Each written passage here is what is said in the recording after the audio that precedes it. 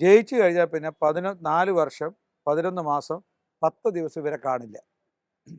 അവസാനത്തെ തെരഞ്ഞെടുപ്പ് പ്രഖ്യാപിക്കുന്നതിൻ്റെ 20 ദിവസം ആ സമയത്താണ് ഇവർക്ക് കാട്ടാക്കടയെക്കുറിച്ച്, വികസനത്തെക്കുറിച്ച്, വാഗ്ദാനത്തെക്കുറിച്ച് ഓർമ്മ വരുന്നത്. അപ്പോൾ ഉഡായിപ്പ് ഉദ്ഘാടനം ബ്രഹ്മോസ് എന്ന് പറയുന്ന പദ്ധതിയെ കാട്ടാക്കടയ്ക്ക് വേണ്ടി ഞങ്ങൾ പ്രയോജനപ്പെടുത്തും. അതായത് കാട്ടാക്കടയിലെ ചെറുപ്പക്കാർക്ക് തൊഴിലവസരങ്ങൾ ഇതുമൂലം എങ്ങനെ തൊഴിലവസരങ്ങൾ ലഭ്യമാകും എന്നതിനെക്കുറിച്ചിട്ട് അത് പരിശോധിക്കുന്നുണ്ട്. അവിടെ കള്ളു കുടിച്ച് കൂത്താടുകയായിരുന്നു ഗവൺമെൻറ്. ഈ പമ്പ അയ്യപ്പ സംഗമത്തിൽ ഗവൺമെൻറ് ക്ഷണിച്ചു വരുത്തിയ പ്രതിനിധികൾ. ആ കള്ള് കുടിച്ച കള്ളിൻ്റെ പണം കൊടുത്തത് ഈ ഭക്തന്മാർ അർപ്പിച്ച കാണിക്ക പണത്തിൽ നിന്നാണ്. ഈ മുഖ്യമന്ത്രി പിണറായി വിജയനൊക്കെ ജനങ്ങൾ വെറുതെ വിടുക. മന്ത്രിയെ ചോദ്യം ചെയ്തു, മണിക്കൂറുകളോളം ചോദ്യം ചെയ്തു. അതിന് മന്ത്രി അറസ്റ്റ് ചെയ്യുന്നില്ല, തന്ത്രി അറസ്റ്റ് ചെയ്യുന്നു. മന്ത്രിക്ക് നിയമസഭാ സീറ്റും കൊടുത്തു. ഒരു CBI അന്വേഷണം വന്നാൽ മാർക്സിസ്റ്റ് പാർട്ടി നേതാക്കന്മാർ ജയിലിൽ പോകുന്നതോടൊപ്പം കോൺഗ്രസ് നേതാക്കന്മാരും ജയിലിൽ പോകും.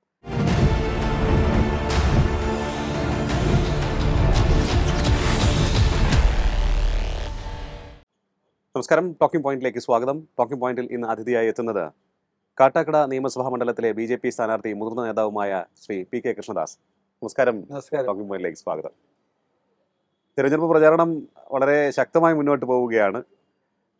വാർത്തകളിലും മറ്റുമൊക്കെ തന്നെ നേമം, കഴക്കൂട്ടം, മഞ്ചേശ്വരം, പാലക്കാടിൻ്റെയൊക്കെ തന്നെ കാര്യങ്ങൾ പറയുമ്പോഴും കാട്ടാക്കട ആ സാധ്യതാ ലിസ്റ്റിലേക്ക് വരുന്നില്ല.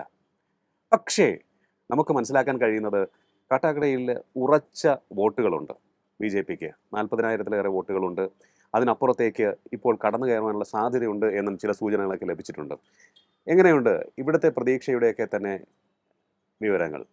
കഴിഞ്ഞ 2024 ലോക്സഭാ തെരഞ്ഞെടുപ്പിൽ BJP ഒന്നാം സ്ഥാനത്ത് 47,800 വോട്ട് നേടിക്കൊണ്ട് BJP ഒന്നാം സ്ഥാനത്തായിരുന്നു. UDF രണ്ടാം സ്ഥാനത്തും LDF മൂന്നാം സ്ഥാനത്തുമായിരുന്നു. പഞ്ചായത്ത് തെരഞ്ഞെടുപ്പിൽ ഇതേ ആവർത്തിച്ചു. അതെ, 3 പഞ്ചായത്തുകൾ, 2 പഞ്ചായത്ത് BJP ശക്തമായ കേവല ഭൂരിപക്ഷത്തോടെ അധികാരത്തിൽ വന്നു.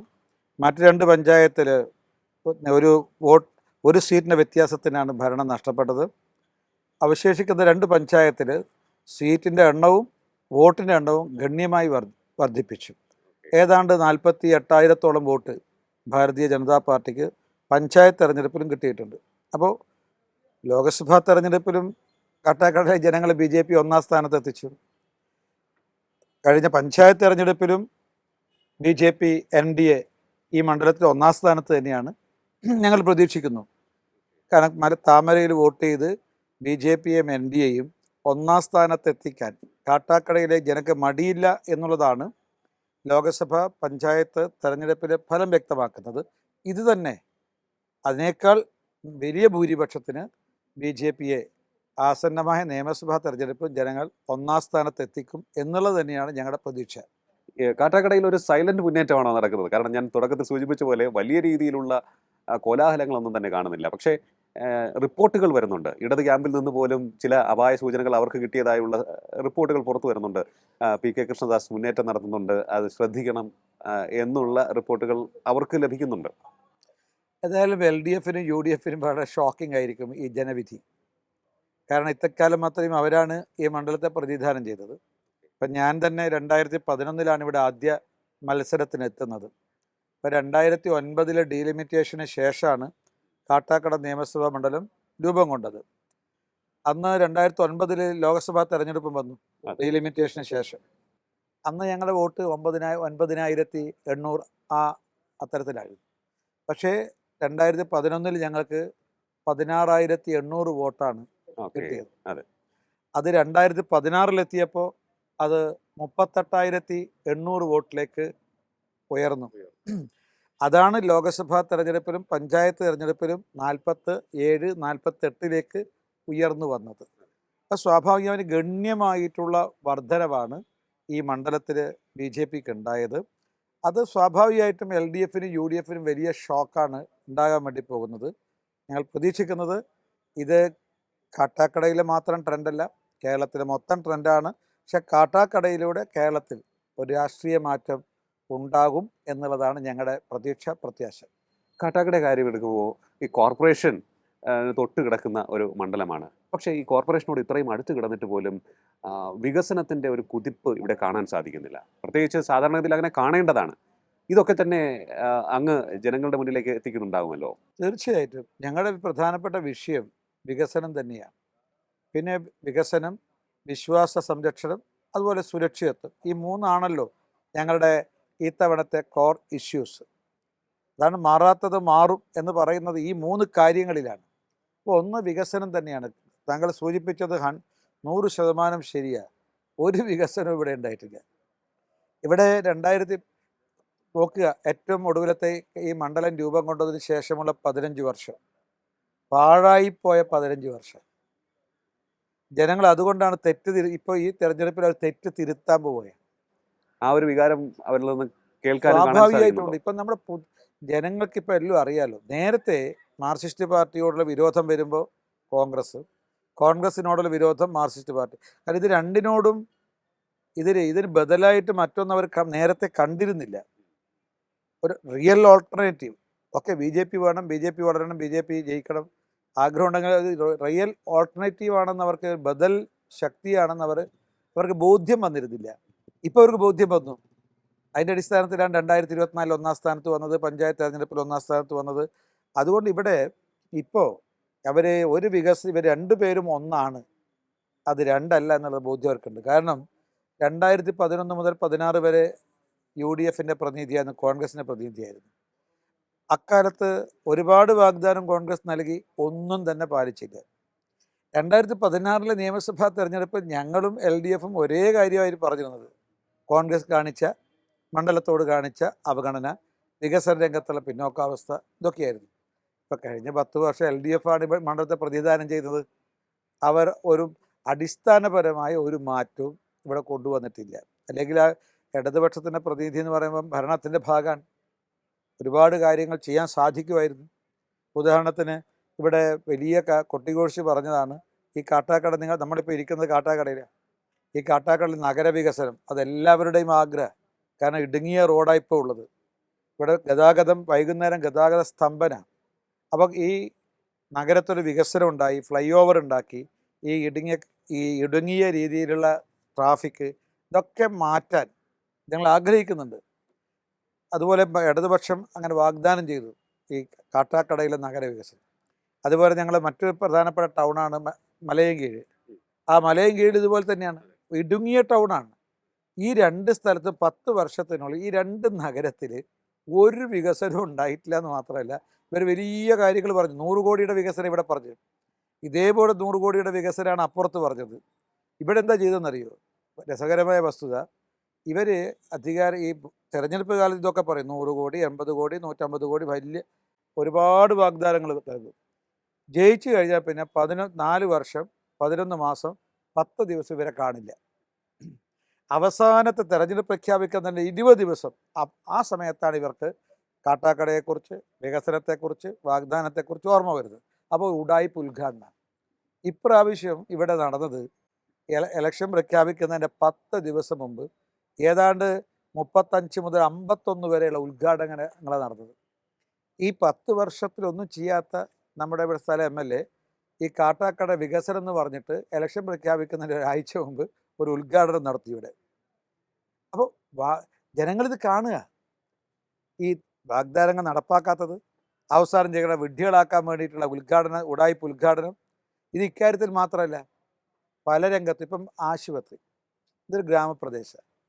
ഇവിടെ താലൂക്ക് ആശുപത്രി ഉണ്ട് മലയൻകീഴ്. അവിടെ കിടത്തി ചികിത്സിക്കാൻ ഒരു സൗകര്യമില്ല.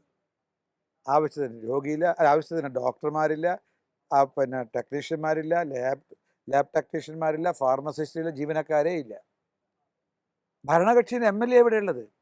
ഇവിടെ ഒരു കമ്മ്യൂണിറ്റി ഹെൽത്ത് സെൻ്റർ ഉണ്ട് വിളപ്പിൽ. അവിടെയാണ് നമ്മുടെ നേരത്തെ ഒരു ചെറുപ്പക്കാരൻ, പിന്നെ നമ്മുടെ കൗമുദി അടക്കം വലിയ ഇഷ്യൂ ആയിട്ട് കൊണ്ടുവന്നതാണത്. വിസ്മീർ എന്ന് പറയുന്ന ചെറുപ്പക്കാരൻ ഒരു നെഞ്ചുവേദനയായിട്ട് പോയതാണ്. ഒരു സൗകര്യം ഇല്ലാത്തത് കൊണ്ടാണ് അയാൾ മരണപ്പെട്ടത്. ഇതാണ് എല്ലാ നമ്മുടെ ഇവിടുത്തെ പ്രാഥമിക ആരോഗ്യ കേന്ദ്രത്തിൻ്റെയും കമ്മ്യൂണിറ്റി ഹെൽത്ത് സെൻ്ററിൻ്റെയും താലൂക്ക് ആശുപത്രിയുടെ അവസ്ഥ. താലൂക്ക് ആശുപത്രിയിൽ കെട്ടിടം പണിതിട്ടുണ്ട് 10 കൊല്ലത്തിനിടയിൽ. പക്ഷെ ആ കെട്ടിടത്തിന് ഒരു സൗകര്യമില്ല. ഓക്കെ. പിന്നെ ഇപ്പോഴും ശുദ്ധജലം ഇവിടെ കിട്ടാക്കണിയാ. എല്ലാ പഞ്ചായത്തും നിങ്ങൾ പറഞ്ഞാൽ വിശ്വസിക്കില്ല, ഒരുപക്ഷെ അവിശ്വസനീയമായി തോന്നും. ഒരുപക്ഷെ നഗരത്തിലൊക്കെ താമസിക്കുന്ന ആളുകൾക്ക് ഇവിടെ ശുദ്ധജലം ഇല്ല എന്ന് പറയുമ്പോൾ അവിശ്വസനീയമാണ്. പക്ഷെ ആകെയുള്ളത് ഇപ്പോൾ നരേന്ദ്രമോദി സർക്കാരിൻ്റെ ജലനിധി പരിപാടി ഉണ്ടല്ലോ. ഉം. അതിൻ്റെ ഭാഗമായിട്ട് വീടുകളിൽ വെള്ളം എത്തിക്കാനുള്ള വലിയ ശ്രമം നടന്നിട്ടുണ്ട്. പക്ഷേ അതിൻ്റെ അതേ സമയത്ത് ഈ സംസ്ഥാന സർക്കാരിൻ്റെ ഭാഗത്തു നിന്ന് ഈ 2 കരമനയാറുമുണ്ട്, അതേപോലെ തന്നെ നെയ്യാറുമുണ്ട്. ആ വെള്ളം ജനങ്ങൾക്ക് എത്തിക്കാൻ യാതൊരു പദ്ധതിയില്ല. ഉം. ഇപ്പോൾ ശുദ്ധജലത്തിൻ്റെ പ്രശ്നം അത് തന്നെ.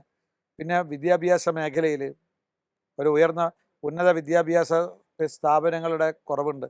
ഒന്നുണ്ട്, നമ്മുടെ യൂണിവേഴ്സിറ്റി ഇൻസ്റ്റിറ്റ്യൂട്ട് ഓഫ് ടെക്നോളജി ഒരു സ്ഥാപനമുണ്ട്. അതെ.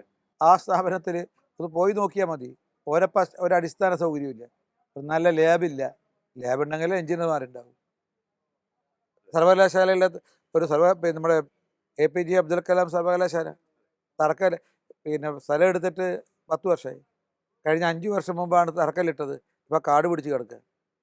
അതുപോലെ തന്നെ ഇവിടെ നമ്മുടെ നവോത്ഥാന നായകൻ, കേരളത്തിൽ നവോത്ഥാനത്തിന് സാഹചര്യം ഒരുക്കിയിട്ടുള്ള ചട്ടമ്പി സ്വാമികൾ ജന്മസ്ഥലം ഇവിടെ മച്ചയിൽ എന്ന് പറഞ്ഞ സ്ഥലത്താണ്.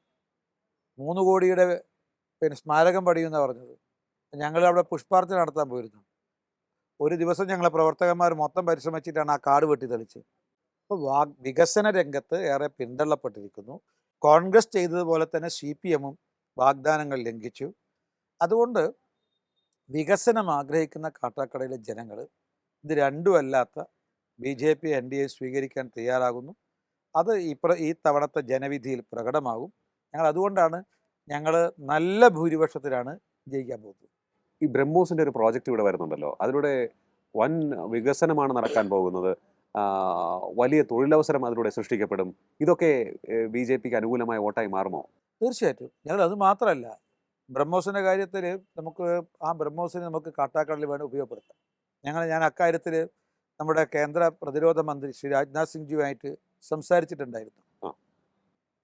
അക്കാര്യത്തിൽ നമ്മുടെ ചില നിർദ്ദേശങ്ങൾ അദ്ദേഹത്തിന് മുന്നിൽ വെച്ചിട്ടുണ്ട്. അതായത് കാട്ടാക്കടയിലെ ചെറുപ്പക്കാർക്ക് തൊഴിലവസരങ്ങൾ ഇതുമൂലം എങ്ങനെ തൊഴിലവസരങ്ങൾ ലഭ്യമാകും എന്നതിനെക്കുറിച്ചിട്ട് അത് പരിശോധിക്കുന്നുണ്ട്.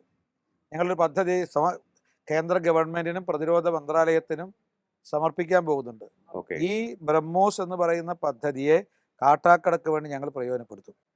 അതേപോലെ തന്നെ മറ്റൊന്നാണ് നമ്മുടെ കേരളത്തിൻ്റെ മൊത്തം വികസനത്തിന് നാഴികക്കല്ലായി മാറുന്ന മറ്റൊരു പദ്ധതിയാണ് നമ്മുടെ വിഴിഞ്ഞം പോർട്ടിൽ നിന്നും നവായിക്കുളത്തേക്കുള്ള ഔട്ടർ റിംഗ് റോഡ്. അതെ. പക്ഷേ ഒരു കാര്യം മനസ്സിലാക്കേണ്ടത്, ഇവിടെ മാർക്സിസ്റ്റ് പാർട്ടി എത്രമാത്രം ക്രൂരതയാണ് ഈ നാട്ടിലെ ജനങ്ങളോട് കാണിച്ചെന്നറിയോ? 2022 ഈ പദ്ധതി പ്രഖ്യാപിച്ചത് സംസ്ഥാന സർക്കാർ. അവരാണിത് പണിയാൻ തീരുമാനിച്ചത്. ഓക്കെ, ആര് പണിതാലും അത് വികസനത്തിന് വലിയ മുതൽക്കൂട്ടാവും. കാരണം അറിയാലോ, ഇപ്പം മദർഷിപ്പ് നിന്ന് കണ്ടെയ്നറുകൾ ചെറിയ ഷിപ്പിലേക്ക് കൈമാറുക എന്ന് മാത്രമാണ് വിഴിഞ്ഞത്ത് നടക്കുന്നത്. അതേസമയത്ത് നമുക്ക് മുംബൈയിലും അതേപോലെ തന്നെ ഗുജറാത്തിലൊക്കെ നടക്കുന്നത് പോലെ നമുക്ക് ഇവിടുന്നും കയറ്റി അയക്കുന്നതും കയറ്റി അയക്കാനും അതേപോലെ ഇറക്കുമതി ചെയ്യാൻ നമുക്കിവിടെ സാധിക്കും. പക്ഷെ അതിന് അടിസ്ഥാന സൗകര്യം വേണം. അതാണ് ഈ ഔട്ടർ റിംഗ് റോഡ് കൊണ്ട് ഉദ്ദേശിച്ചത്. പക്ഷെ 2022 പ്രഖ്യാപിച്ചു. ജനങ്ങളിൽ നിന്ന്, സ്ഥല ഉടമകളിൽ നിന്ന് രേഖകൾ വാങ്ങി. പക്ഷേ ആ രേഖകൾ വാങ്ങിയത് കൊണ്ട് സ്ഥല ഉടമകൾക്ക് വിൽക്കാൻ പറ്റുന്നില്ല, കടം കിട്ടുന്നില്ല, വീട് വെക്കാൻ പറ്റുന്നില്ല. എന്നാലോ നഷ്ടപരിഹാരം കൊടുക്കുന്നില്ല. നിരവധി പേര് ആത്മഹത്യ ചെയ്തു. എന്നിട്ട് എന്താ ഗവൺമെൻറ് ചെയ്തത്? 1 കൊല്ലം പെൻഡിങ്ങിൽ വെച്ചു, ഒന്നും ചെയ്തില്ല. 2ാമത്തെ വർഷം 23 കഴിഞ്ഞതിന് ശേഷം ഇത് കേന്ദ്ര ഗവൺമെൻറ്റോട് പറഞ്ഞു, നിങ്ങൾ പണിയണം. നാഷണൽ ഹൈവേ പറഞ്ഞു, പണിയാം. പക്ഷെ നാഷണൽ ഹൈവേ ചെറിയൊരു നിബന്ധന വെച്ചു. അതായത് സ്ഥലത്തിൻ്റെ വിലയുടെ 50% നിങ്ങൾ വഹിക്കണം, സ്റ്റേറ്റ് ഗവൺമെൻറ്. ബാക്കി 50%ഉം ഈ നിർമ്മാണ ചെലവും കേന്ദ്രം വഹിക്കും. പക്ഷേ ഈ കരാറിൽ ഒപ്പുവെക്കാൻ 1 വർഷം എടുത്തു കേരള ഗവൺമെൻറ്.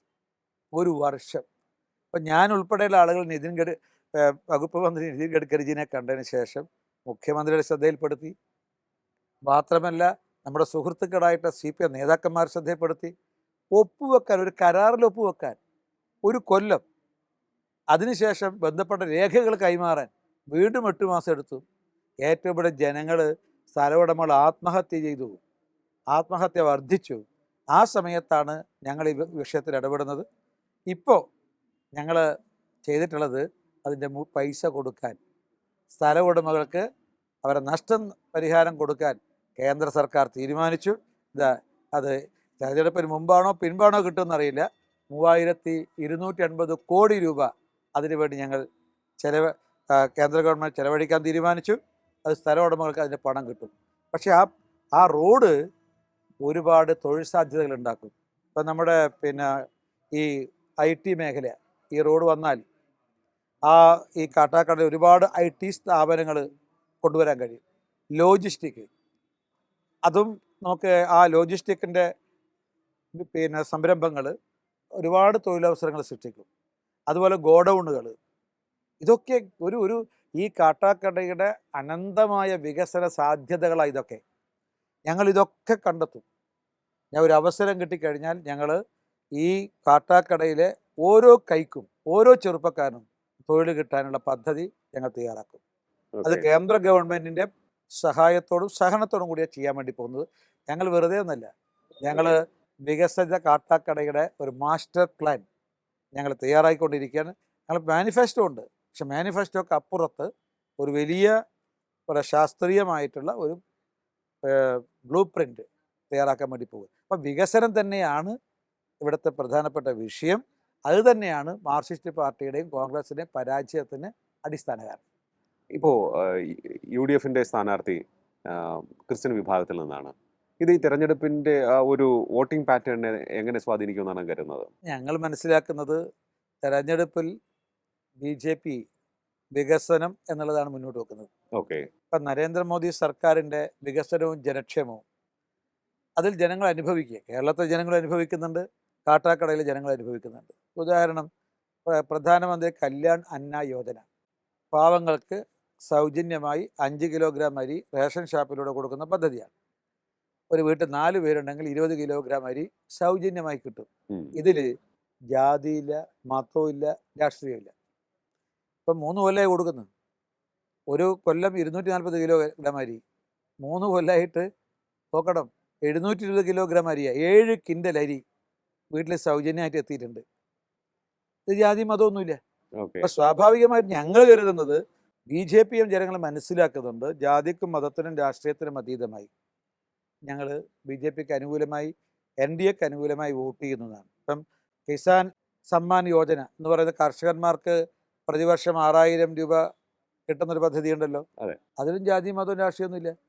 സൗജന്യമായി പാചകവാത കണക്ഷൻ കൊടുക്കുന്ന ഉജ്ജ്വൽ യോജനയിൽ ഒരു രാഷ്ട്രീയമില്ല, ഒരു മതവും ഇല്ല. അപ്പം മതത്തിന് അതീതമായിട്ട് വോട്ട് ചെയ്യുമെന്ന് ഞങ്ങൾ പ്രതീക്ഷിക്കുന്നു. പക്ഷേ കോൺഗ്രസ് ഇത് ഇപ്പം മനസ്സിലാക്കുന്നത് താങ്കൾ സൂചിപ്പിച്ചതുപോലെ മതപരമായിട്ട് ഇതിനെ കൊണ്ടുപോകാൻ ശ്രമിക്കുക. കാരണം ഇപ്പം ഞങ്ങളുടെ കാഴ്ചപ്പാടിൽ LDF അവർ ആൻറ്റി ഇൻകംബൻസിയും പാർട്ടിക്കകത്തെ പ്രശ്നങ്ങളും ഒക്കെ അവർ പക്ഷേ 3-ാം സ്ഥാനത്തേക്ക് പോകുന്നു എന്നാണ് പറയുന്നത്. പക്ഷേ LDF UDFും NDAയും തമ്മിലുള്ള ഈ മത്സരത്തിൽ UDF മതത്തെ ഈ പ്രചരണ രംഗത്ത് അല്ലെങ്കിൽ വോട്ട് കിട്ടാൻ ആ മതത്തെ ദുരുപയോഗം ചെയ്യുന്നു എന്നുള്ള പരാതി മെല്ലെ മെല്ലെ ഉയർന്നു വരുന്നുണ്ട്. അതൊരിക്കലും ഈ മണ്ഡലത്തിൽ ഗുണം ചെയ്യില്ല എന്ന അഭിപ്രായമാണ് ഞങ്ങൾക്കുള്ളത്. അപ്പം മതത്തിന് അതീതമായിട്ട് എല്ലാവരും വോട്ട് ചെയ്യുമെന്നാണ് പ്രതീക്ഷിക്കുന്നത് ഞങ്ങൾ. പക്ഷെ ഒരു കാര്യം ഉറപ്പാണ്, ശബരിമല വിഷയം ഇവിടെ പ്രധാനപ്പെട്ട വിഷയം തന്നെയാണ്. ശബരിമല വിഷയം പക്ഷേ വേണ്ടത്ര അങ്ങോട്ട് ജനങ്ങളിലേക്ക് എത്തിക്കാൻ സാധിക്കുന്നുണ്ടോ, അല്ലെങ്കിൽ അതൊരു വലിയ പ്രചരണ വിഷയമാക്കുവാൻ BJP മുതിരാതിരിക്കുന്നോ എന്നൊരു സംശയമുണ്ട്. പക്ഷേ ഇല്ല, ഞങ്ങൾ വിശ്വാസ സംരക്ഷണം എന്നുള്ള ആ ഇതുണ്ടല്ലോ മുദ്രാവാക്യം, അത് ഞങ്ങൾ പ്രധാനമായും ശബരിമല തന്നെയാണ് അതിൽ ഞങ്ങൾ മുന്നിൽ അവതരിപ്പിക്കുന്നത്. ഉദാഹരണത്തിന് ജനങ്ങൾ കാണുകയല്ലേ, ഒരു ഭഗവാൻ അയ്യപ്പൻ്റെ ക്ഷേത്രത്തിലെ സ്വർണം രാഷ്ട്രീയ പാർട്ടികൾ മോട്ടിച്ചു കൊണ്ടുപോകുന്നതല്ലേ നമ്മൾ കണ്ടത്. മാത്രമല്ല വിശ്വാസികൾ ശ്രദ്ധിക്കുന്നുണ്ട് കാര്യം എന്താ, ഇത് ഹിന്ദു സമൂഹത്തിൻ്റെ ഒരു പ്രധാനപ്പെട്ട ആരാധനാ കേന്ദ്രമാണ്. അവിടെ എല്ലാവരും പോകുന്നുണ്ട്. എല്ലാ മതക്കാരും അവർക്ക് അവിടെ കടന്നു ചെല്ലാനും ആരാധന നടത്താനും ആരാധിക്കാനും സ്വാതന്ത്ര്യമുണ്ട്. പക്ഷേ അത്തരത്തിൽ ഹിന്ദു ക്ഷേത്രം, ഒരു പ്രധാനപ്പെട്ട ക്ഷേത്രത്തിലാണ് ഈ സ്വർണ്ണക്കൊള്ള നടത്തുന്നത്. അതും ഭരണത്തിന് നേതൃത്വം കൊടുക്കുന്നവരാണ് ഈ കൊള്ള നടത്തുന്നത്. അപ്പം വിശ്വാസികൾ അവർ മനസ്സിലാക്കുന്നു, ഞങ്ങളെ ക്ഷേത്രങ്ങൾ മാത്രം കൊള്ളയടിക്കാനാണ് ഈ മാർക്സിസ്റ്റ് പാർട്ടി വരുന്നത്, കോൺഗ്രസ് വരുന്നത്. പണ്ട് ടിപ്പു ആയിരുന്നു നമ്മുടെ ക്ഷേത്രങ്ങൾ കൊള്ളയടിച്ച് ഈ സ്വർണ്ണമൊക്കെ കൊണ്ടുപോയത്. ഇപ്പം ടിപ്പുവിൻ്റെ സ്ഥാനത്ത് മാർക്സിസ്റ്റ് പാർട്ടിയും കോൺഗ്രസുമാണ്. അപ്പോൾ കോൺഗ്രസ് ഇതിലുണ്ട്. ഇപ്പം നോക്കരുതോ, പമ്പ അയ്യപ്പ സംഗമം നടത്തി 11 കോടിയല്ലേ മോട്ടിച്ചെടുത്തത്. തീവട്ടിക്കൊള്ളയല്ലേ ഇത്, അയ്യപ്പൻ്റെ പേരിലല്ലേ. മാത്രമല്ല താങ്കൾക്കും അറിയായിരിക്കും, ഒരു കേരളത്തിലെ മുതിർന്ന മാധ്യമ പ്രവർത്തകൻ എന്ന നിലക്ക് താങ്കളുടെ ശ്രദ്ധയും അതിൽപ്പെട്ടിട്ടുണ്ടാവും. ഞാൻ കുമരകത്ത് ചില ഹോട്ടലുകൾ അന്വേഷിച്ചിട്ടുണ്ട്, 5 സ്റ്റാർ ഹോട്ടലുകളിൽ. ഞെട്ടിപ്പിക്കുന്നത്, അവിടെ കള്ളു കുടിച്ച് കൂത്താടുകയായിരുന്നു ഗവൺമെൻറ്. ഈ പമ്പ അയ്യപ്പ സംഗമത്തിൽ ഗവൺമെൻറ് ക്ഷണിച്ചു വരുത്തിയ പ്രതിനിധികൾ. ആ കള്ളിൻ്റെ പണം കൊടുത്തത് ഈ ഭക്തന്മാർ അർപ്പിച്ച കാണിക്ക പണത്തിൽ നിന്നാണ്. ഈ മുഖ്യമന്ത്രി പിണറായി വിജയനൊക്കെ ജനങ്ങൾ വെറുതെ വിടുമോ? ഇക്കാര്യത്തിൽ കോൺഗ്രസിനും ഒന്നും പറയാനില്ല. കാരണം ഈ മോട്ടാക്കളുടെ കൂട്ടത്തിൽ അവരുണ്ട്. അതുകൊണ്ടാണ് ഇപ്പം ഞങ്ങൾ ഇക്കാര്യത്തിൽ CBI അന്വേഷണം വേണമെന്ന് പറഞ്ഞു. പണ്ടേ മുഖ്യമന്ത്രി പറയാറെന്താ, മടിയിൽ കനമില്ല, അവിടെ ഞങ്ങൾക്ക് ഭയമില്ല. പക്ഷെ എന്തുകൊണ്ടാണ് പിന്നെ CBI അന്വേഷണം പ്രഖ്യാപിക്കാത്തത്? കോൺഗ്രസ് എന്തുകൊണ്ടാണ് VD സതീശൻ ആവശ്യം ശക്തമായി ഉന്നയിക്കാത്തത്? കാരണം ഇത് വന്നാൽ, ഒരു CBI അന്വേഷണം വന്നാൽ മാർക്സിസ്റ്റ് പാർട്ടി നേതാക്കന്മാർ ജയിലിൽ പോകുന്നതോടൊപ്പം കോൺഗ്രസ് നേതാക്കന്മാരും ജയിലിൽ പോകും. അതുകൊണ്ട് വിശ്വാസ സംരക്ഷണം എന്നുള്ളത് ഒരു പ്രധാന വിഷയം തന്നെയാണ്. പക്ഷേ ഇതിപ്പോൾ ഈ ഒരു വിഷയത്തിൽ അന്വേഷണവുമായി ബന്ധപ്പെട്ട് നോക്കുകയാണെന്നുണ്ടെങ്കിൽ ഓരോരുത്തരായി ജാമ്യം ലഭിച്ച് പുറത്തേക്ക് പോവുകയാണല്ലോ. അത് അന്വേഷിക്കുന്നത് പിണറായി വിജയൻ്റെ പോലീസാണ്. ആയിക്കോട്ടെ, ഡയറക്ഷനൊക്കെ കോടതി കൊടുക്കുന്നുണ്ട്. പക്ഷെ ആരാ ഇംപ്ലിമെൻ്റ് ചെയ്യുന്നത്? പിണറായി വിജയൻ്റെ കീഴിലുള്ള കേരള പോലീസ്. ആ കേരള പോലീസിന് എന്ത് നീതിയാണ് ഇതിൽ നിന്ന് കിട്ടാൻ സാധിക്കുക എല്ലാവർക്കും അറിയാം. ഇപ്പോൾ ഉദാഹരണത്തിന് മന്ത്രിയെ ചോദ്യം ചെയ്യും, തന്ത്രിയെ അറസ്റ്റ് ചെയ്യുകയും ചെയ്ത അല്ലേ നമ്മൾ കണ്ടത്. മന്ത്രിയെ ചോദ്യം ചെയ്തു, മണിക്കൂറുകളോളം ചോദ്യം ചെയ്തു. അതിന് മന്ത്രി അറസ്റ്റ് ചെയ്യുന്നില്ല, തന്ത്രി അറസ്റ്റ് ചെയ്യുന്നു. മന്ത്രിക്ക് നിയമസഭാ സീറ്റും കൊടുത്തു. അതിൻ്റെ അർത്ഥം എന്താ? മന്ത്രിയുടെ പങ്ക് വ്യക്ത. പക്ഷെ വീണ്ടും അദ്ദേഹത്തിന് സീറ്റ് കൊടുക്കുക വഴി എന്താ ചെയ്തിരിക്കുന്നത്? പാർട്ടി അറിഞ്ഞുകൊണ്ടാണ് ഈ മോഷണം നടന്നതല്ലേ? പാർട്ടി അറിഞ്ഞുകൊണ്ടാണ്. ഈ മോഷണത്തിൻ്റെ പങ്ക് പാർട്ടിക്കും കിട്ടിയിട്ടുണ്ടോ എന്നുള്ളതാണ് ജനങ്ങൾ സംശയിക്കുന്നത്, ഭക്തന്മാർ സംശയിക്കുന്നത്. ഈ കോലാഹലങ്ങളൊക്കെ നടക്കുമ്പോഴാണ് ഈ ഡീൽ ആരോപണം വരുന്നത്. അങ്ങ് മുതിർന്ന നേതാവാണ്. എന്തെങ്കിലും തരത്തിലുള്ള ഡീലോ ഏതെങ്കിലും തരത്തിലുള്ള അണ്ടർസ്റ്റാൻഡിങ്ങോ BJPയും CPM തമ്മിലുണ്ട് എന്നുള്ള ഈ ആരോപണം കേൾക്കുമ്പോൾ എന്താണ് തോന്നുന്നത്? അല്ല, ഈ ഡീലിൻ്റെ ആരോപണം രണ്ടുപേരും ഉന്നയിക്കുന്നുണ്ട്. ഒന്ന് പ്രതിപക്ഷ നേതാവ് VD സതീശൻ, ഞങ്ങളും CPM തമ്മിലുള്ള ഡീൽ. മുഖ്യമന്ത്രി തിരിച്ചുന്നയിക്കുന്നുണ്ട്, BJPയും കോൺഗ്രസും തമ്മിലുള്ള ഡീൽ. എന്നാൽ ഒരു കാര്യം അറിയോ, ഡീലല്ല ഉണ്ടാകാൻ വേണ്ടി, ഡീലല്ല, BJPയെക്കുറിച്ച് ആരോപണം ഡീലാണ്. അപ്പോൾ ഞങ്ങൾ ഈ തെരഞ്ഞെടുപ്പിൽ ലീഡ് ചെയ്യാൻ പോകുന്നു എന്നുള്ളതാണ് സത്യം. അപ്പം ഞങ്ങൾ ഈ ലീഡ് ചെയ്യുന്ന സമയം, ഏതാ ലീഡ് ചെയ്യുന്നവർക്ക് രണ്ടാക്കും പ്രതിപക്ഷ നേതാവിനും അറിയാം, മുഖ്യമന്ത്രിക്കും അറിയാം. അപ്പോൾ ഞങ്ങൾ ലീഡ് ചെയ്താൽ അതിൻ്റെ ക്രെഡിറ്റ് ഞങ്ങൾക്ക് കിട്ടാൻ പാടില്ല. ക്രെഡിറ്റ് ആർക്കൊക്കെ പോവും? അതിനാണ് ഇവർ ശ്രമിക്കുന്നത്. അതായത് BJP എന്തായാലും ലീഡ് ചെയ്യും, എന്തായാലും ജയിക്കും. എന്നാൽ അതിൻ്റെ ക്രെഡിറ്റ് BJPക്കല്ല, അത് CPMൻ്റെ സഹായം കൊണ്ടാണെന്ന് VD സതീശന് പറയണം തെരഞ്ഞെടുപ്പിന് ശേഷം. അതേപോലെ ഞങ്ങൾ ലീഡ് ചെയ്തത് അത് കോൺഗ്രസിൻ്റെ സഹായം കൊണ്ടാണെന്ന് മുഖ്യമന്ത്രിക്കും പറയണം. അതുകൊണ്ട് ഇവർ മുൻകൂർ ജാമ്യമാണ്. ഏതായാലും BJPക്ക് ഇതിൽ നിർണായകമായ രാഷ്ട്രീയ ശക്തിയായി മാറും എന്നുള്ളതിനെ സംബന്ധിച്ച് മുഖ്യമന്ത്രിക്കും യാതൊരു സംശയവുമില്ല, പ്രതിപക്ഷ നേതാവിനും യാതൊരു സംശയവുമില്ല.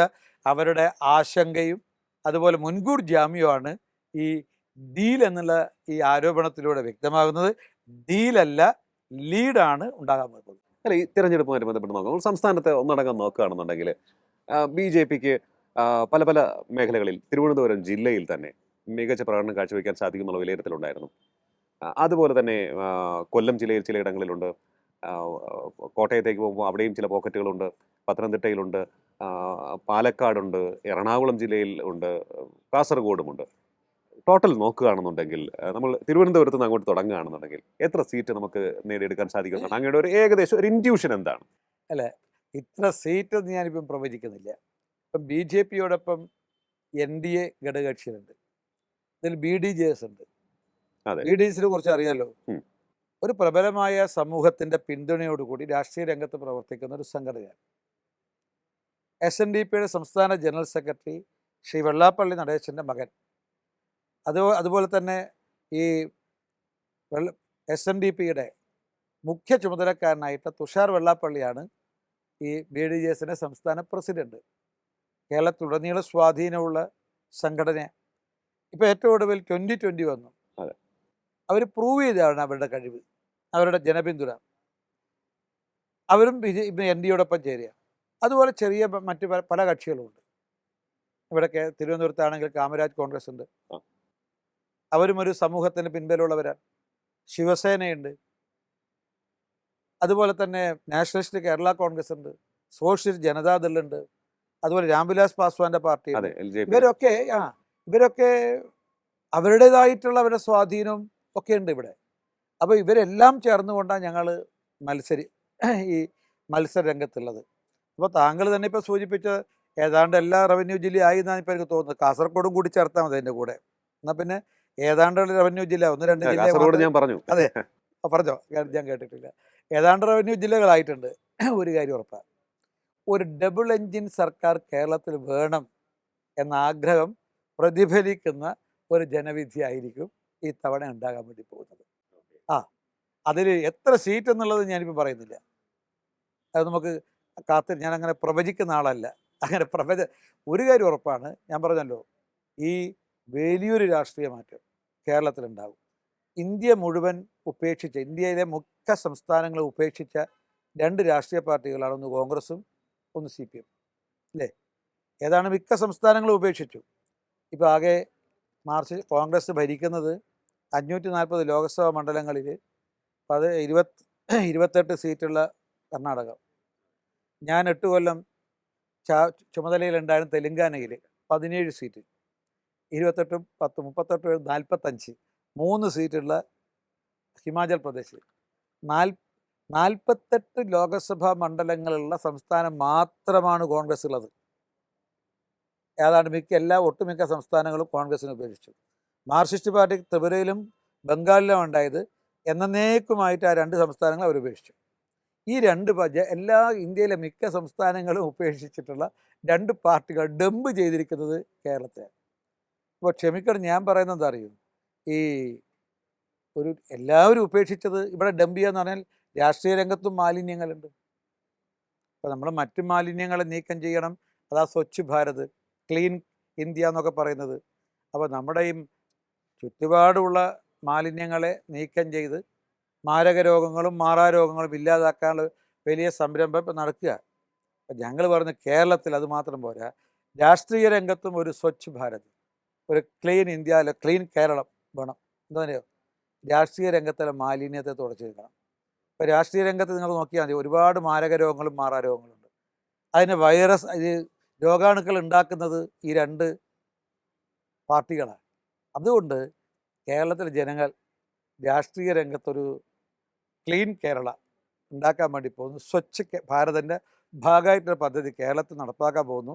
ഈ 2 രാഷ്ട്രീയ പാർട്ടികളെയും ഇന്ത്യയിലെ മറ്റ് ഭൂരിപക്ഷ സംസ്ഥാനങ്ങളിൽ ജനങ്ങൾ സ്വീകരിച്ചതുപോലെ ഈ കേരളത്തിലെ ജനങ്ങളും ഈ 2 പാർട്ടികളെയും ഉപേക്ഷിക്കാൻ വേണ്ടി പോകുന്നു. അതായിരിക്കും ഈ തെരഞ്ഞെടുപ്പിൻ്റെ രാഷ്ട്രീയ പ്രസക്തിയും പ്രാധാന്യം. അതാണ് ഈ തെരഞ്ഞെടുപ്പിൽ ഉണ്ടാകാൻ വേണ്ടി പോകുന്നത്. ഈ തെരഞ്ഞെടുപ്പിലൂടെ, അല്ലെങ്കിൽ കഴിഞ്ഞ കുറച്ച് നാളുകളായി കേരളത്തിലൊരു രാഷ്ട്രീയ മാറ്റത്തിൻ്റെ അലയൊലികൾ കേൾക്കുന്നുണ്ട്. അത് ഒരു ചേഞ്ച് ഓഫ് തോട്ട് പ്രോസസ്സ് എന്ന് വേണമെങ്കിൽ പറയാം. BJPയുടെ തോട്ട് പ്രോസസ്സ് എത്രത്തോളം ചേഞ്ച് ആകുന്നുണ്ട്? കാരണം കേരളത്തിൽ ഹിന്ദുക്കളുടെ വോട്ട് കൊണ്ട് മാത്രം സംസ്ഥാനം ഭരിക്കാനാകില്ല. നമുക്ക് അങ്ങനെ ചിന്തിക്കുകയാണ് എന്നുണ്ടെങ്കിൽ ഒരു രാഷ്ട്രീയ പാർട്ടിക്ക് എല്ലാ ജനവിഭാഗങ്ങൾക്കിടയിലേക്കും കടന്നു കയറേണ്ടതുണ്ട്. മുസ്ലിം വിഭാഗത്തിനിടയിലേക്ക് കടന്നു കയറേണ്ടതുണ്ട്. ക്രിസ്ത്യൻ വോട്ട് വേണം. അപ്പോൾ മറ്റ് മതവിഭാഗങ്ങളെ കൂടി വിശ്വാസത്തിലെടുത്ത് മുന്നോട്ട് പോകാൻ വേണ്ട നടപടികൾ, തോട്ട് പ്രോസസ്സുകൾ, ആ തോട്ട് പ്രോസസ്സുകൾ ഇംപ്ലിമെൻ്റ് ചെയ്യുന്ന ഒരു രീതി ഇതിലേക്കൊക്കെ തന്നെ വരുന്നുണ്ടോ? താങ്കൾ സൂചിപ്പിച്ച വളരെ പ്രസക്ത. എല്ലാവരുടെയും പിന്തുണയുണ്ടെങ്കിൽ മാത്രമേ കേരളത്തിൽ അധികാരത്തിൽ വരിക എന്നുള്ള ആ ലക്ഷ്യം സാക്ഷാത്കരിക്കാൻ സാധിക്കും. ഞങ്ങളെ സംബന്ധിച്ച് ഒരു മതത്തിനും ഞങ്ങൾ എതിരല്ല. ഞങ്ങൾ പ്രത്യയശാസ്ത്രപരമായി തന്നെ എതിരല്ല. കാരണം ഭാരതത്തിൻ്റെ മഹത്തരമായിട്ടുള്ള സംസ്കൃതി, പാരമ്പര്യം, ദർശനം, ഇതൊക്കെയാണ് ഞങ്ങളുടെ വിചാരധാരയുടെ അല്ലെങ്കിൽ പ്രത്യയശാസ്ത്രത്തിൻ്റെ ആധാരം എന്ന് പറയുന്നത്. നമ്മുടെ ഭാരതത്തിൻ്റെ കാഴ്ചപ്പാടെന്താ? ബഹുസ്വരതയാണ്. ഭാരതത്തിൻ്റെ കാഴ്ചപ്പാടെന്താ? എല്ലാ മതങ്ങളും വേണം, എത്ര മതങ്ങളായാലും കുഴപ്പമില്ല. ഒരു മതത്തെയും നമ്മൾ നിരാകരിച്ചിട്ടില്ല, ഒരു മതത്തെയോട് നമ്മൾ വിദ്വേഷം കാട്ടിയിട്ടില്ല. എല്ലാവരെയും ഒരുപോലെ ആദരിക്കുകയും ബഹുമാനിക്കുകയും വിശ്വസിക്കുകയും ചെയ്ത പാരമ്പര്യം നമ്മുടേത്. അതുകൊണ്ട് ഞങ്ങൾക്കും അതുകൊണ്ട് ഞങ്ങളൊരു മതത്തിനെതിരല്ല. പക്ഷേ ന്യൂനപക്ഷം ബി ജെ പി ന്യൂനപക്ഷങ്ങൾക്കെതിരാണെന്നുള്ള പ്രചണ്ഡമായ പ്രചരണം CPM-ഉം കോൺഗ്രസും ഇതുവരെ നടത്തിയിരുന്നു. ഒരു ഭീതിയുടെ രാഷ്ട്രീയം അവർ ഈ മതന്യൂനപക്ഷങ്ങൾക്കിടയിൽ നന്നായിട്ട് പ്രചരിപ്പിച്ചിരുന്നു. അതിലവർ ഒരളവോളം അവർ വിജയിക്കുകയും ചെയ്തു. അവരവർ വിജയിച്ചിട്ടുണ്ട്. പക്ഷെ ഇപ്പോഴതല്ല. കഴിഞ്ഞ 11 വർഷക്കാലം മതന്യൂനപക്ഷങ്ങൾക്കിടയിൽ വലിയ ചേഞ്ച് ഉണ്ടായിട്ടുണ്ട്. പ്രത്യേകിച്ചും ക്രിസ്ത്യൻ ന്യൂനപക്ഷങ്ങളിൽ. ഇപ്പം നോക്കൂ, 2024 എന്ന് പറയുന്നത് കേരളത്തിൽ രാഷ്ട്രീയ മാറ്റത്തിന് ആരംഭം കുറിച്ചതാണ്. കാരണം BJP ജയിക്കില്ല, BJPക്ക് കുറേ വോട്ട് കിട്ടും, ജയിക്കില്ല, ഇതായിരുന്നു ഒരു നെറേറ്റീവ് BJPയെ കുറിച്ചിട്ട്, അല്ലേ? അങ്ങനെയാണല്ലോ നേരത്തെ. അതുകൊണ്ടാണ് കഴിഞ്ഞ 2024 ലോക്സഭാ തെരഞ്ഞെടുപ്പിൽ മുഖ്യമന്ത്രി പറഞ്ഞു BJP 1ാം സ്ഥാനത്തും എത്തില്ല, 2ാം സ്ഥാനത്തും എത്തില്ല. VD സതീശൻ അത് ആവർത്തിച്ചു. പക്ഷേ എന്താ സംഭവിച്ചത്? മുഖ്യമന്ത്രിയുടെ പാർട്ടിക്ക് എത്രയാ സീറ്റ് ലോക്സഭയിൽ? 1 ആലത്തൂർ. BJPക്ക് എത്രയാ? NDAക്ക് എത്രയാ? 1 സീറ്റ്. അവർ മുഖ്യമന്ത്രിയുടെ പാർട്ടി ആലത്തൂരിൽ ജയിച്ച എത്ര വോട്ടിനാ? കഷ്ടിച്ച് ഒരു 19,000 വോട്ടിന്. BJP തൃശ്ശൂരിൽ ജയിച്ചത് ശ്രീ സുരേഷ് ഗോപി ജയിച്ചത് 75,000 വോട്ടിൻ്റെ ഭൂരിപക്ഷത്തിനാണ്. അപ്പം BJPക്ക് വിജയിക്കാൻ കഴിയും എന്ന് ബോധ്യപ്പെട്ടു. അപ്പം തൃശ്ശൂരിൽ ഹിന്ദുക്കളുടെ വോട്ട് മാത്രമാണോ? ഹിന്ദുക്കളുടെ വോട്ട് ഗണ്യമായ വോട്ട് കിട്ടിയിട്ടുണ്ട്. അത് മുന്നോക്കക്കാരുണ്ട്, പിന്നോക്കക്കാരുണ്ട്. പക്ഷേ അത് മാത്രമല്ല, ന്യൂനപക്ഷങ്ങളെ വോട്ടും കിട്ടിയിട്ടുണ്ട്. നല്ല ക്രൈസ്തവ സമൂഹത്തിന് നല്ല സ്വാധീനമുള്ള മേഖലയിലെല്ലാം നോക്കിയാൽ മതി. സുരേഷ് ഗോപിയുടെ വോട്ടിൻ്റെ എണ്ണം നോക്കിയാൽ മതി, നന്നായിട്ട് ലഭിച്ചിട്ടുണ്ട്. അപ്പം തൃശ്ശൂരിലെ ഈ ക്രൈസ്തവ സമൂഹം BJPക്ക് അനുകൂലമായി, NDAക്ക് അനുകൂലമായിട്ട്, സുരേഷ് ഗോപിക്ക് അനുകൂലമായി വോട്ട് ചെയ്തിട്ടുണ്ട്. ഈ കഴിഞ്ഞ പഞ്ചായത്ത് തെരഞ്ഞെടുപ്പിൽ മുഖ്യമന്ത്രിയുടെ പാർട്ടിക്ക് എത്ര മേയർമാരുണ്ട്? ഒറ്റ മേയർ, കോഴിക്കോട്. BJPക്ക് എവിടെയാണ് കിട്ടിയത്? തിരുവനന്തപുരം മേയർ. ഇവിടെ തിരുവനന്തപുരത്ത് ഈ ഉജ്ജ്വലമായ വിജയം, ആ വിജയത്തിൽ ക്രൈസ്തവ സഹോദരന്മാർക്കും പങ്കുണ്ട്. സ്വാഭാവികമായിട്ടും ബഹുഭൂരിപക്ഷം വോട്ട് ഹിന്ദു സമൂഹത്തിനായിരിക്കും കിട്ടിയിട്ടുണ്ടാവുക, സ്വാഭാവികമാണ്. അതെ, അതിൽ മുന്നോക്കക്കാരുണ്ട്, പിന്നോക്കക്കാരെല്ലാവരും ഉണ്ട്. പക്ഷേ ക്രൈസ്തവ സമൂഹം വോട്ട് ചെയ്തിട്ടുണ്ട്. അപ്പം ക്രൈസ്തവ സമൂഹത്തിനിടയിൽ CPM-ഉം കോൺഗ്രസും പ്രചരിപ്പിച്ച ഭീതിയുടെ രാഷ്ട്രീയം ഒഴിവായിക്കൊണ്ടിരിക്കുന്നുണ്ട്. പക്ഷേ ഞാൻ 100% അക്കാര്യത്തിൽ 100% സംഭവിച്ചു എന്നൊന്നും അവകാശപ്പെടുന്നില്ല. ഞാനിപ്പോൾ ഇന്ന് രാവിലെ അവസാന പെരുന്നാളാണ്. ഞാൻ രാവിലെ 6:30 മണി മുതൽ പള്ളിയിലാണ്. ഞാനും കുരുത്തോല പെരുന്നാളിൽ പങ്കെടുത്തു. പക്ഷെ ഞാൻ റിയലി പറയാം, CSI പള്ളിയിൽ പോയിട്ടുണ്ട്, കത്തോലിക്ക പള്ളിയിൽ പോയിട്ടുണ്ട്, പുതിയ ഇവാഞ്ചലിക്കൽ നമ്മുടെ പുതിയ ന്യൂജൻ ചർച്ചുകളിൽ പോയിട്ടുണ്ട്. പക്ഷെ അവിടെയൊക്കെയുള്ള ആധ്യാത്മിക ആചാര്യന്മാർ, ഫാദർമാർ, അവിടുത്തെ സ്പിരിച്വൽ ലീഡേഴ്സ്, ഇവരെല്ലാം തന്നെ ഞങ്ങളെ 2 കൈ നീട്ടി സ്വീകരിച്ചു. ഞങ്ങളെ കൊണ്ടുപോയിട്ട് അവിടുത്തെ പള്ളിക്കകത്ത് പോയിട്ട് വിശ്വാസികളെ പരിചയപ്പെടുത്തി. പരസ്യമായിട്ട് അവർ ഞങ്ങൾക്ക് വേണ്ടി പ്രാർത്ഥിച്ചു. ഇത് ഒരു 5 കൊല്ലം 10 കൊല്ലം മുമ്പ് ഇത് പ്രതീക്ഷിക്കാൻ പറ്റുമോ? ഇല്ല. അപ്പോൾ ഇപ്പോൾ ഞങ്ങൾ ഈ കാട്ടാക്കടയിലെ CSI പള്ളിയിലും എല്ലാ പള്ളിയിലും ഞങ്ങൾ ഇന്ന് പോയി ഞങ്ങൾ അവരെ സ്വീകരിക്കാൻ തയ്യാറായി. സ്വാഭാവികമായിട്ടും വലിയൊരു ഇടയടുപ്പാണ് ഉണ്ടായിട്ടുള്ളത്. ഞാൻ കാട്ടാക്കടയിൽ മാത്രമല്ല, ഞങ്ങളെ കേരളത്തിലെ മുഴുവൻ സ്ഥലങ്ങളിലും ഇന്ന് ക്രിസ്ത്യൻ പള്ളികളിലേക്ക് ഞങ്ങളെ സ്ഥാനാർത്ഥികൾ പോയിട്ടുണ്ടാവും, പ്രവർത്തകർ പോയിട്ടുണ്ടാവും, ഈ കുർബാനയിൽ പങ്കെടുത്തിട്ടുണ്ടാവും. അപ്പോൾ മാറ്റം വരുന്നത് മുസ്ലിം സമൂഹത്തിനിടയിൽ ഇപ്പം തുടങ്ങിയിട്ടില്ല, പക്ഷേ അടുത്ത് തുടങ്ങും. ചെറിയ ഒരു കാൽവെപ്പ് അതിനകത്തും ഉണ്ടായിട്ടുണ്ട്.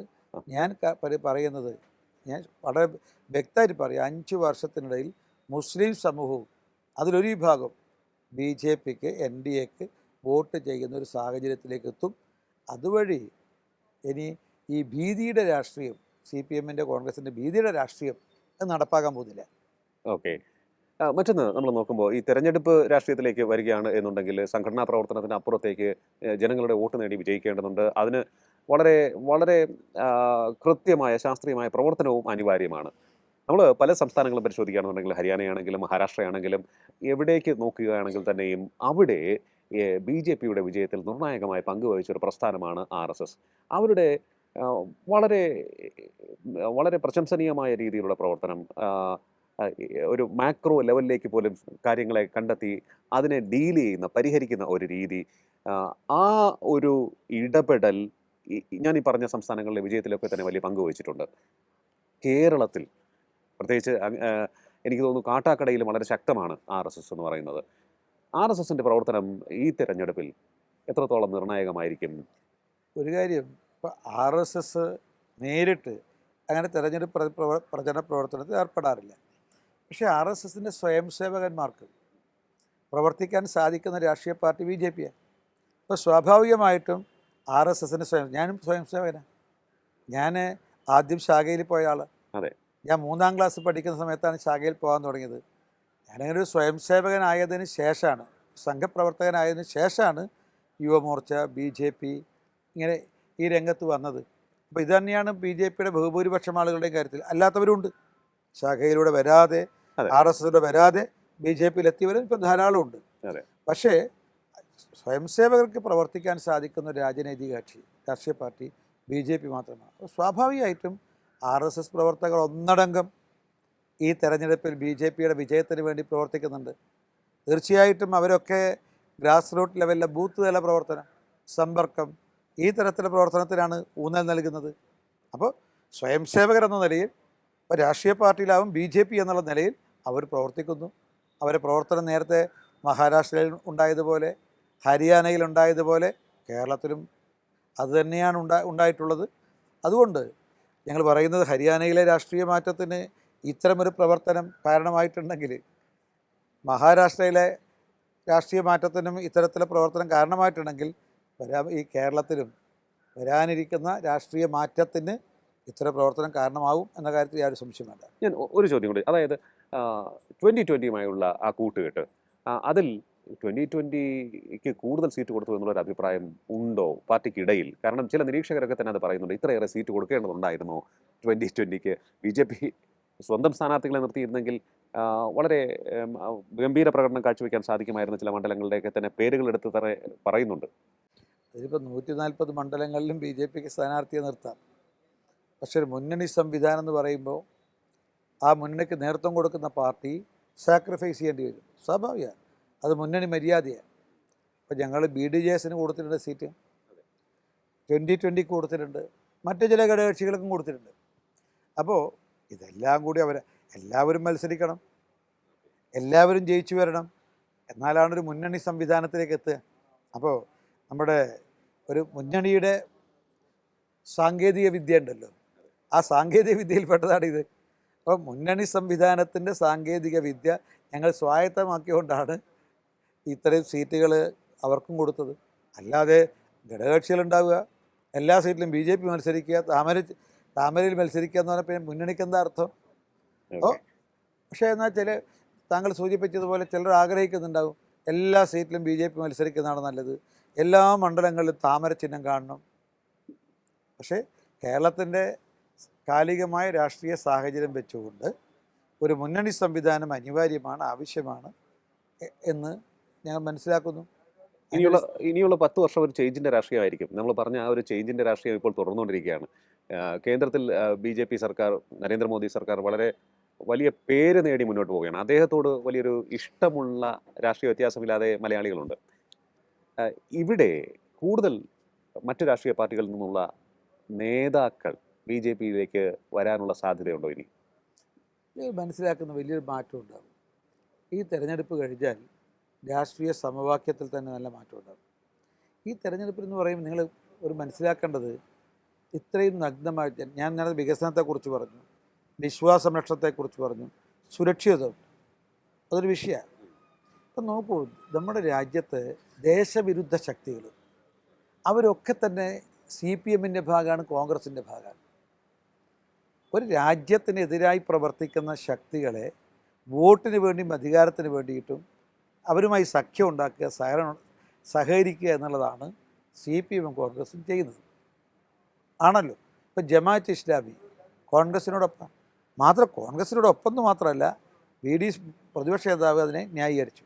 കാരണം ജമാഅത്ത് ഇസ്ലാമി ഒരു മതരാഷ്ട്രം വേണമെന്ന് പരസ്യമായി ആവശ്യപ്പെടുന്നവരാണ്.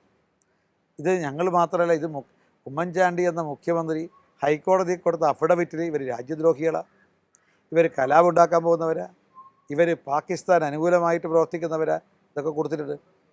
അപ്പോൾ ഇത് ജനങ്ങൾ കാണുന്നുണ്ട്. ഇപ്പം മാർക്സിസ്റ്റ് പാർട്ടിയും അതുപോലെ തന്നെ SDPI, PFI ഇവരുമായിട്ട് രാഷ്ട്രീയ സഖ്യത്തിലാണ്. അപ്പോൾ സ്വാഭാവികമായിട്ടും ജനങ്ങൾ ഈ ഇന്ത്യ വിരുദ്ധ നിലപാടെടുക്കുന്നവരുമായിട്ടുള്ള മാർക്സിസ്റ്റ് കോൺഗ്രസ് പാർട്ടികളുടെ ഈ സഖ്യവും സഹകരണവും അവർ കാണുന്നുണ്ട്. അപ്പോൾ അവർക്കെതിരായിട്ടുള്ള വലിയൊരു ജനവിധി ഈ തെരഞ്ഞെടുപ്പിൽ ഉണ്ടാകാൻ വേണ്ടി പോവുകയാണ്. അപ്പോൾ ഒന്ന് ഞാൻ പറയാൻ ആഗ്രഹിക്കുന്നത്, ഇങ്ങനെ വരുന്ന സമയത്ത് അപ്പോൾ ഈ ജനവിധിയോട് കൂടിയിട്ട് ഒരു കാര്യം ഉറപ്പാണ്, ഇന്നത്തെ LDFും ഇന്നത്തെ UDFും തെരഞ്ഞെടുപ്പിന് ശേഷം ഉണ്ടാകാൻ പോകുന്നില്ല. രാഷ്ട്രീയ സമവാക്യത്തിൽ വലിയ മാറ്റം കേരളത്തിൽ ഉണ്ടാവും, വരും.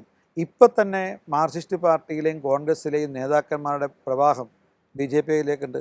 ഇപ്പം ഇടുക്കി ജില്ലയിൽ 3 പ്രാവശ്യം MLA രാജേന്ദ്രൻ താമര ചിഹ്നത്തിലാണ് മത്സരിക്കുന്നത്. അതെ. അതുപോലെ കമ്മ്യൂണിസ്റ്റ് പാർട്ടിയുടെ നേതാവായിരുന്ന ഇവിടുത്തെ വൈക്കം മുൻ MLA ഇപ്പം BJPയുടെ സ്ഥാനാർത്ഥിയാണ്. ഇവിടെ വർക്കലയിൽ CPMൻ്റെ സമുന്നതനായ നേതാവിൻ്റെ മകൾ തലേന്ന് വരെ CPMനോടൊപ്പം നിന്ന് പിറ്റേന്ന് BJP സ്ഥാനാർത്ഥിയായി. അതുപോലെ കോൺഗ്രസിൻ്റെ BD സതീശൻ്റെ സ്വന്തം മണ്ഡലത്തിൽ പറവൂരിൽ അവിടുത്തെ മുനിസിപ്പൽ ചെയർപേഴ്സണും KPCC ജനറൽ സെക്രട്ടറിയും അവർ ഇന്ന് BJPയിലാണ്.